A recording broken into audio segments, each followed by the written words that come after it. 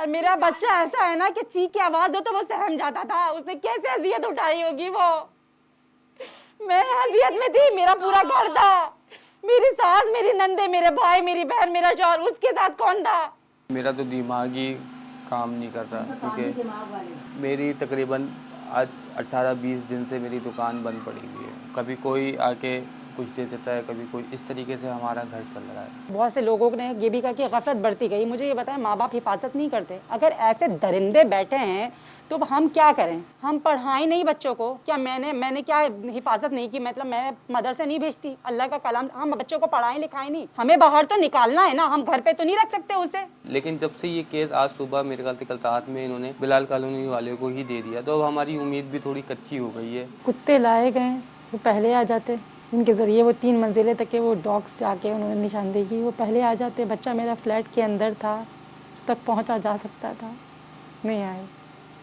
انہوں نے کہا جب تک کہ کوئی خبر نہیں آئے گی نا, مرا ہوا بچہ نہیں ملے گا نا, تب تک ہم کتے لے کے نہیں جائیں گے. جب تک میرا بچہ زندہ تھا کتے لے کے نہیں آئے. وہ جب میرے بچے کی خبر آئی تو لے کر آئے. پھر وہ پوسٹ مارٹم کی رپورٹس تو آ گئی تھی, شائع ہو گئی ہیں. انہوں نے اس میں یہی بتایا گیا ہے کہ بچے کو تشدد کیا ہے, اور بچہ 4 دن 4 گھنٹے پرانا ہے, ٹھیک ہے نا, اس پانی کے اندر 12 دن پرانا نہیں, اور اس کو مار کے ہی ڈالا گیا ہے اس پانی کے اندر.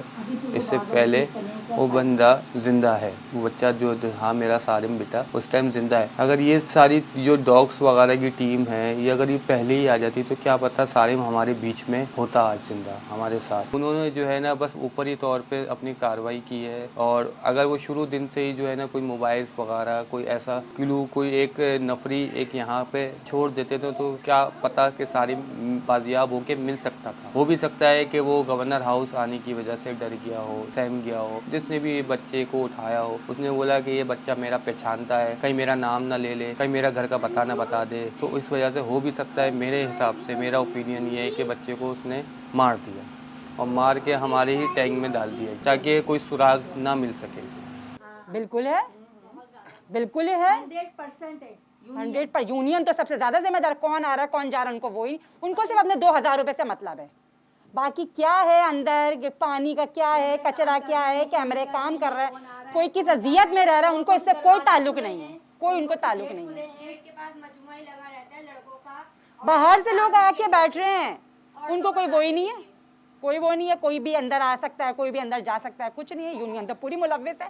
بہت سے لوگوں نے یہ بھی کہا کہ غفلت بڑھتی گئی. مجھے یہ بتائیں, ماں باپ حفاظت نہیں کرتے؟ اگر ایسے درندے بیٹھے ہیں تو ہم کیا کریں؟ ہم پڑھائیں نہیں بچوں کو کیا؟ میں نے کیا حفاظت نہیں کی؟ مطلب میں مدرسے نہیں بھیجتی؟ اللہ کا کلام, ہم بچوں کو پڑھائیں لکھائیں نہیں؟ ہمیں باہر تو نکالنا ہے نا, ہم گھر پہ تو نہیں رکھ سکتے اسے. اگر یہ بولا جا رہا ہے کہ یہ غفلت تھی, یہ تھی, یہ وہ تھی, تو بتائیں نا. میں کیا کرتی پھر؟ میں بچوں کو پڑھاؤں نہیں اپنے, یا میں اب ایسا واقعہ ہو گیا تو میں اپنے دوسرے بچے کو جاہل رکھوں؟ میں اس کو دوسرا تھا. ہم تو ارے بھائی ہماری کوئی غلطی نہیں ہے. یہاں پہ جو یہ جو لوگ بیٹھے ہوئے ہیں نا, ابھی گارڈن سے بچے غائب ہو, سی فوٹیج مل گئی, ڈھونڈا اس کو؟ کیوں نہیں ڈھونڈا؟ CCTV فوٹیج ہے اس کی, کیوں نہیں ڈھونڈا اسے؟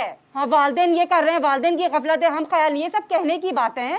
ماں باپ کیا خیال نہیں رکھتے ہوں گے؟ چلے میں نے غفلت برت دی, ٹھیک ہے, مجھ سے ہو گئی غفلت, تو اب تو آپ لوگ تو نہیں کرو نا غفلت. جو کر سکتے ہیں کرو. ابھی پھر 1-2 دن بعد کوئی بچہ اٹھایا جائے گا, بیٹھے رہیں گے لوگ, صرف آئے گی ایک نیوز آئے گی, بس ختم ہو جائے گی کہانی, ہوگا کچھ نہیں. نہیں, چینل والے آ کے ٹارچر کر رہے ہیں. ایسے 12 دن میں ہم لوگ ایسے ٹارچر کیا ہے نا. کون سا چینل آ کے نا ہم کو ریپیٹ ٹھیک ہے وہی باتوں کو ریپیٹ سب پتا ہے, سب کچھ معلوم, خبر ہے, گرم ہے خالی, پھر بھی آ کے ہم سے پوچھ رہے ہیں. میں بس یہی, کیونکہ ہر ایک چھوٹی چھوٹی چیزوں پہ سالم یاد آتا ہے. سالم جو ہے وہ میرا بہت اچھا ہونہار بچہ تھا, ٹھیک ہے, بڑا والا بھی ہے, لیکن وہ ذرا سمجھ تھی اس کے اندر اس کو اگر وہ ہر ایک چیز پہ کمپرومائز کرتا تھا.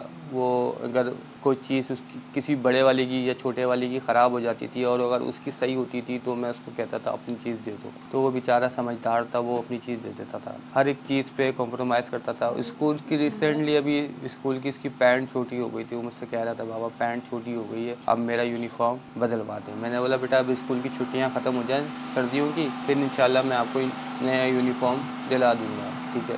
میرا تو دماغ ہی کام نہیں کرتا کیونکہ میری تقریباً آج 18-20 دن سے میری دکان بند پڑی ہوئی ہے. کبھی کوئی آ کے کچھ دے دیتا ہے, کبھی کوئی. اس طریقے سے ہمارا گھر چل رہا ہے. بہنوں کو میں جان ہی نہیں سکتا, کیونکہ جب بہنیں چلی جاتی ہیں تو گھر بالکل وہ ہو جاتا ہے سونا.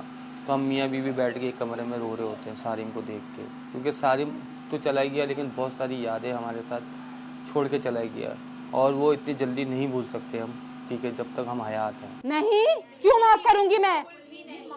क्यों माफ करूं, मुझे ये बताएं।